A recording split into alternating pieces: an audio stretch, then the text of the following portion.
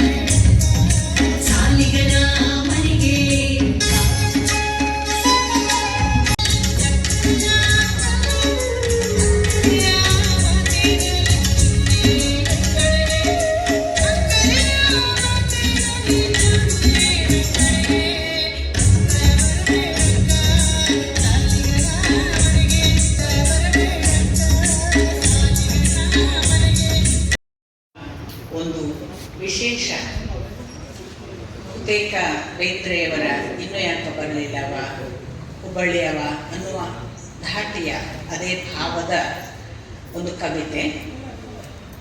ವಿಶೇಷವಾಗಿ ಒಂದು ಹೆಣ್ಣು ಆ ಗಂಡು ಯಾಕೆ ಬರಲಿಲ್ಲ, ನನ್ನನ್ನು ಬತ್ತಲು ಮಾಡುವವ, ಕತ್ತಲದಾಗ ನನ್ನನ್ನು ತೋರುವವ ಅಂತ ಕಾಯುವಂತೆ ಹೇಳಿಕೊಂಡಂತಹ ಒಂದು ಕವಿತೆ. ಇದೆರಡು ಅರ್ಥಗಳಲ್ಲಿ ನಾವು ವಿಶೇಷವಾಗಿ ಇದನ್ನು ಗಮನಿಸಬೇಕಾದ ಅಧ್ಯಾತ್ಮ ಪರಿಭಾಷೆ ಏನು ಅಂತಂದರೆ, ಇಲ್ಲಿ ಅಪ್ಪ ಒಬ್ಬ ಗಂಡು ಭೌತಿಕವಾಗಿ, ಆದರೆ ಅವರು ತನ್ನನ್ನು ಹೆಣ್ಣಾಗಿ ಭಾವಿಸ್ತಾರೆ. ಆ ಭಗವಂತ ಗಂಡು, ಅವನು ಯಾಕೆ ಬರಲಿಲ್ಲ ನನ್ನನ್ನು ಬತ್ತಲು ಮಾಡಲಿಕ್ಕೆ. ಪ್ರೇಮ ಕಾವ್ಯದ ಒಬ್ಬ ಪ್ರೇಮಿ ತನ್ನ ಪ್ರಿಯಕರನನ್ನು ಕಾಯುವ ಹಾಗೆ ಕಾಣಿಸ್ತಾ ಇದ್ದಾರೆ. ಅದು ಅಷ್ಟೇ ಅರ್ಥಗಳನ್ನು ಹೇಳದೆ ಅದರಾಚೆಗಿರುವ ನಾನು ಬತ್ತಲಾಗಬೇಕು, ಯಾಕೆ ಬರಲಿಲ್ಲ ಈ ಬತ್ತಲ ಬಿಚ್ಚುವವ ಅಂತ ಅವನನ್ನು ಕರೆಯುವಾಗ ಅಪ್ಪ ಹೆಣ್ಣಾಗ್ತಾರೆ ಮತ್ತು ಭಗವಂತ ಗಂಡಾಗ್ತಾನೆ. ಅಧ್ಯಾತ್ಮ ಪರಿಭಾಷೆಯಲ್ಲಿ ಶರಣಸತಿ ಲಿಂಗಪತಿ ಭಾವ ಅಂತ ಯಾವನ್ನು ಹೇಳ್ತೇವೆ, ಅಪ್ಪ ತನ್ನ 40ರ ಪೂರ್ವದಲ್ಲಿ ಕವಿತೆಗಳಲ್ಲೇ ಅಂಥದ್ದೊಂದು ಭಾವದಿಂದಲೇ ಕವಿತೆ ಬರೆದಿದ್ದಾರೆ ಅನ್ನೋದು ಇಲ್ಲಿ ಗೊತ್ತಾಗುವ ಭಾಗ. ಹಾಗಾಗಿ ಎರಡು ಅರ್ಥದಲ್ಲಿ ವಿಶೇಷ. ಒಂದು, ಇಲ್ಲಿ ಕರೆಯುವ ಗಂಡು ಸಾಮಾನ್ಯ ಭೌತಿಕ ಲೋಕದ ದೇಹ ಸಂಬಂಧದ ಗಂಡಲ್ಲ.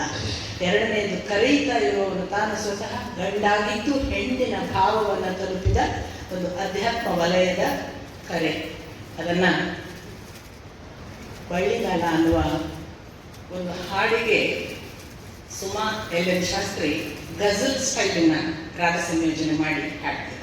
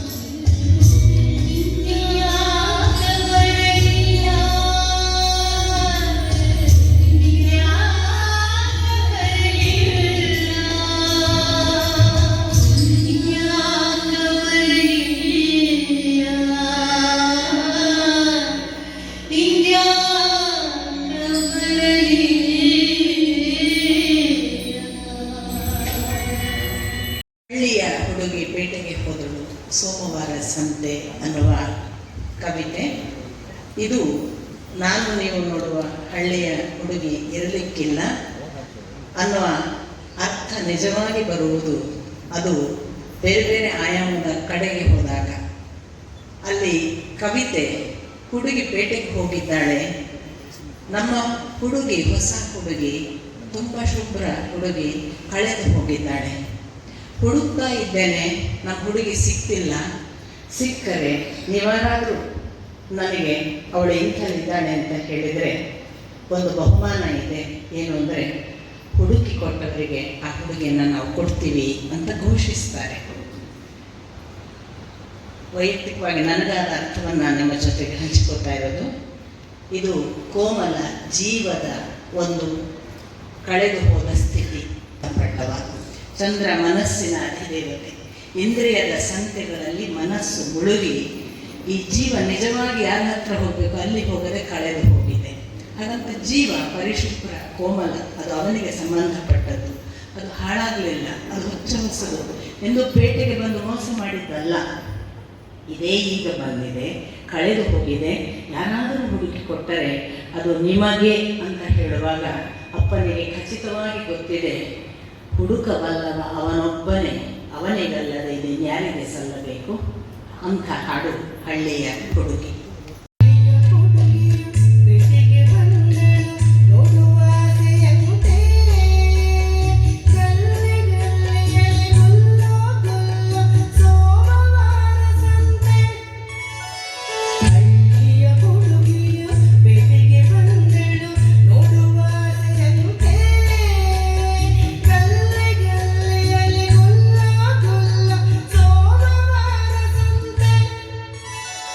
So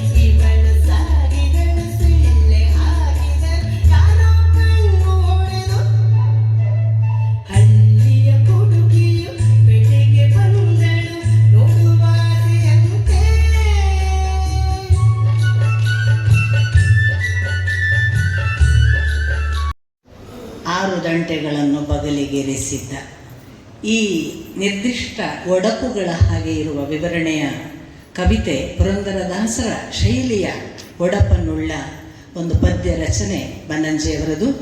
ಇದು ದೇಹ 5 ಕಾಲಿನ ಮಂಚ, ಪಂಚೇಂದ್ರಿಯಗಳಿಂದಲೇ ನಡೆಯುತ್ತಿದೆ. ಆದರೆ ಒಳಗಿರುವವ ಕುಂಟ, ಜೀವನು ಸ್ವತಂತ್ರನಲ್ಲ, ಅವನು ಅಧೀನ, ಪರತಂತ್ರ. ಅದರಿಂದ ಅವನು ಕುಂಟ. ಇವನು ಈ 5 ಕಾಲಿನ ಮಂಚದ ಕುಂಟ ನಡೆಯುವುದಕ್ಕೆ 6 ದಂಟೆಗಳನ್ನು ಬಗಲಿಗೆ ಇರಿಸಿಕೊಂಡಿದ್ದಾನೆ. 6 ಅರಿಷಡ್ವೈರಿಗಳು. ನಾವು ಅದಕ್ಕನುಗುಣವಾಗಿ ನಡೆಯುವುದರಿಂದ ಮುಂದೆ ತ್ರಿಗುಣಗಳನ್ನು ಹೇಳ್ತಾ ಅದು 3, 6 ದಾರಿ ಅನ್ನುವಾಗ ಮತ್ತೆ 6 ದಾರಿಗಳು ಅರಿಷಡ್ವೈರಿಗಳೇ. ಇಂಥ ಎಲ್ಲ ಅರ್ಥಗಳಲ್ಲಿ ಸಾಗಿ ಒಂದು ಒಡಪನ್ನು ಅನಾವರಣ ಮಾಡಿ ಇಲ್ಲಿ ಇರುವ 14, ಅದು 10 ಕರ್ಮೇಂದ್ರಿಯ ಮತ್ತು ನಮ್ಮ ಜ್ಞಾನೇಂದ್ರಿಯಗಳಿಗೆ ಸಂಬಂಧಪಟ್ಟ 10 ಇಂದ್ರಿಯಗಳಲ್ಲದೆ ಅಂತಃಕರಣ, ಬುದ್ಧಿ, ಚಿತ್ತ, ಅಹಂಕಾರಗಳನ್ನು ಸೇರಿಸಿ 14ರಲ್ಲಿಯೇ ನಾವು ಬಿದ್ದರೆ ಇಲ್ಲಿಯೇ ಮುಗಿದು ಹೋಗುವ, ಮತ್ತೆ ಮತ್ತೆ ಬರುವ ಹುಟ್ಟು ಸಾವಿನ ಚಕ್ರದಲ್ಲೇ ಉಳಿದೆವು, 18ರ ಕಡೆಗೆ ಹೋಗಬೇಕು ಅನ್ನೋದನ್ನು ಸೂಚಿಸುವ 5 ಕಾಲಿನ ಮಂಚ.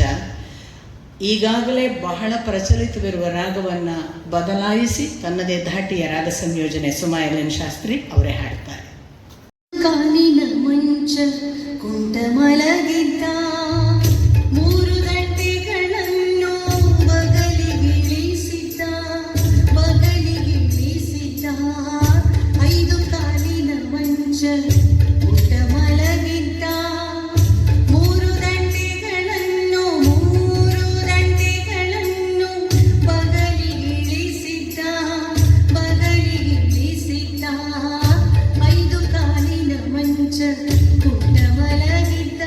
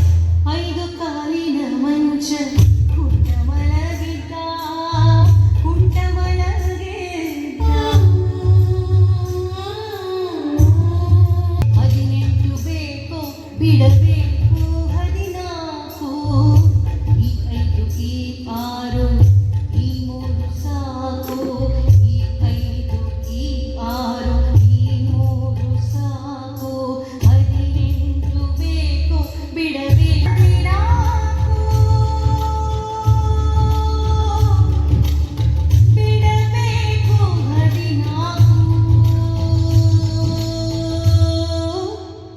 5 ಕಾಲಿನ ಮಂಚ ಕುಂಟ ಮಲಗಿದ್ದ, 5 ಕಾಲಿನ ಮಂಚ, 5 ಕಾಲಿನ ಮಂಚ, 5 ಕಾಲಿನ ಮಂಚ, 5 ಕಾಲಿನ ಮಂಚ ಕುಂಟ ಮಲಗಿದ್ದ, 5 ವಿಶೇಷವಾಗಿರುವ 1987ರ ಆಗಸ್ಟ್ 15 ಅನ್ನುವ ಒಂದು ಹಾಡು ಅಥವಾ ಕವಿತೆ. ಈ ಕವಿತೆಯಲ್ಲಿ ಹೇಗಿದೆ ಅಂದರೆ, ಎಲ್ಲಿ ಹೋಗ್ತೀಯ ಹುಡುಗ, ಯಾಕೆ ಯಾವ್ಯಾವುದೋ ಹುಡುಗಿನ ಹುಡುಕ್ತಿ, ಈ ಹುಡುಗಿ ನೋಡು ತುಂಬ ಚೆನ್ನಾಗಿದ್ದಾಳೆ, ಈ ಹುಡುಗಿನ ಮದುವೆ ಆಗು, ಇವಳು ಹೇಗಿದ್ದಾಳೆ, ಚಂದದ ಹುಡುಗಿ, ಛಂದಾಂಸಿ ಯಸ್ಯ ಪರ್ಣಾನಿ ಭಾರತ, ಇವಳು ಅಂತಿಂಥವಳಲ್ಲ, ಇವಳು ಜ್ಞಾನದ ಮಾರ್ಗವನ್ನು ಅನುಸರಿಸುವ ದೇಶ. ಅಷ್ಟೇ ಅಲ್ಲ, ಹಾಗಾದರೆ ಪ್ರಾಚೀನ ಪರಂಪರೆಯವಳು ಅಂತ ನೀನೇನಾದರೂ ಭಾವಿಸಿದರೆ ಇವಳಿಗೆಲ್ಲ ಸಿನಿಮಾ ಹಾಡು ಗೊತ್ತುಂಟು, ಇವಳು ಅರ್ವಾಚೀನ. ಹಾಗಂತ ಇವಳು ಒಂದು ಕಾಲದ ಗೊಡ್ಡು ಗೌರಿಯ ಹಾಗೇನಲ್ಲ, ಹಸಿ ಹಸಿ ಕಾನ್ವೆಂಟು. ಈ ರೀತಿ ಅವಳ ಎರಡು ಮುಖಗಳನ್ನು, ಪ್ರಾಚೀನ ಅರ್ವಾಚೀನ ಎರಡೂ ಮುಖಗಳನ್ನು ಹೇಳ್ತಾ ಹೇಳ್ತಾ ಇದು ಅಂತಿಂಥ ಹೆಣ್ಣಲ್ಲ, ಇವಳನ್ನು ಹಾಗೆ ಬದಿಗೆ ಸರಿಸ್ಬೇಡ, ನಿನಗೆ ಸಾಧ್ಯ ಆದರೆ ಬೇಗನೆ ಇವಳಿಗೆ ಕೊರಳಿಗೆ ಮಾಂಗಲ್ಯ ಕಟ್ಟು. ನಿನಗೆಷ್ಟಾಗಿರ್ಬೋದು, 25-30, ಇವಳಿಗೆ ಬರೇ 40, ಚೆನ್ನಾಗಿ ಹೊಂದಾಣಿಕೆ ಆಗುತ್ತೆ ಅಂತ ಕವಿತೆ ಒಂದು ವಿಶೇಷ ಛೇಡಿಸುವ ರೂಪದಲ್ಲಿ ಇದೆ. ಅಂದರೆ ನೀನು ಎಷ್ಟೇ ದೊಡ್ಡವನಿರು, ನಿನಗಿಂತ ದೊಡ್ಡವಳು ಅವಳು, ಅಂಥವಳನ್ನೇ ಕಟ್ಟಿಕೋ ಅಂತ 1987 ಆಗಸ್ಟ್ 15 ಬರೆದ ಕವಿತೆ ಹಾಗೆ ಕಾಣಿಸುವ ಈ ಕವಿತೆ ಬಹುಶಃ ಆ ಕಾಲಕ್ಕೆ ವಿದೇಶಕ್ಕೆ ಹೊರಟ ಹುಡುಗರನ್ನು ಉದ್ದೇಶಿಸಿ, ಹೋಗಬೇಡಿ, ಇವಳನ್ನು ಕಟ್ಟಿಕೊಳ್ಳಿ, ಇವಳಲ್ಲಿ ಇಲ್ಲದ್ದು ಏನೂ ಇಲ್ಲ, ಹೊರಗೆ ಹುಡುಕಬೇಕಾದ ಅವಶ್ಯಕತೆ ಇಲ್ಲ ಅನ್ನೋದನ್ನು ಸೂಚಿಸುವ ಕವಿತೆ ಹಾಡ್ತಾರೆ ಕವಿ. ರಾಗ ಸಂಯೋಜನೆ ಹಾಗೆ ಅವಳೇ ರಾಗ ಸಂಯೋಜನೆ ಮಾಡಿದ್ದಾಳೆ. ಕವಿತಾ ಉಡುಪ ಹಾಡ್ತಾಳೆ.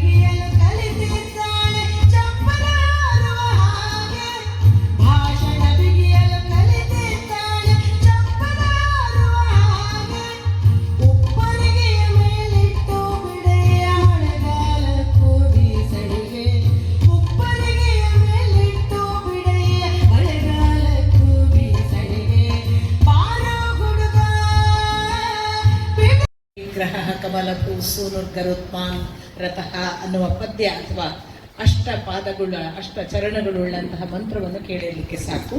ಎಲ್ಲ ಮಂಗಲ ಸಂದರ್ಭಗಳಲ್ಲಿ ಹೇಳುವಂಥದ್ದು. ಅದನ್ನು ನಮ್ಮ ತಂದೆಯವರು ಸೊಗದೆಂಟು ಸೊಲ್ಲು ಅಂತ ಕನ್ನಡಕ್ಕೆ ಅನುವಾದ ಮಾಡಿದ್ದಾರೆ. ಆ ಕನ್ನಡದ ಅನುವಾದವನ್ನು ಇಲ್ಲಿ ನಾವು ಪ್ರತಿ ಬನ್ನಜ ಗೋವಿಂದಾಚಾರ್ಯ ಪ್ರತಿಷ್ಠಾನದ 90ರ ನಮನದ ಅಷ್ಟೂ ಕಾರ್ಯಕ್ರಮಗಳಲ್ಲಿ ಪ್ರಾರ್ಥನೆಯಾಗಿ ಹಾಡಿಕೊಂಡು ಬಂದಿದ್ದೇವೆ. ಸುಮಾ LN ಶಾಸ್ತ್ರಿ ಇದರ ರಾಗ ಸಂಯೋಜನೆ. ಅಷ್ಟ ಮಂಗಳ ಇರುವ ಆ ಮಂತ್ರವನ್ನು ಸೊಗದ 8 ಸೊಲ್ಲು ಅನ್ನುವ ಕನ್ನಡ ಅನುವಾದ ಅಪ್ಪನದ್ದು. ಹಾಡುವವರು ಕವಿತಾ ಉಡುಪ ಮತ್ತು ಸುಮಾ ಕೂಡಿ ಹಾಡ್ತಾರೆ.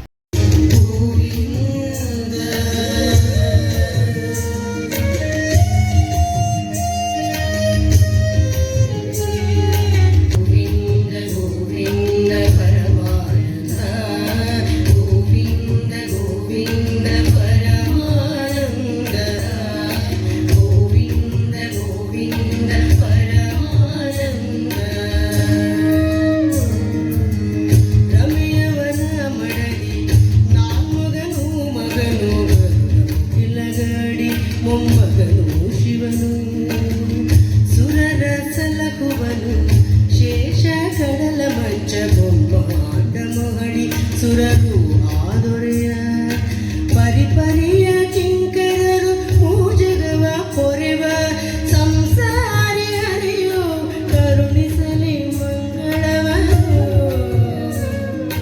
ಕರುಣಿಸಲಿ ಮಂಗಳವನು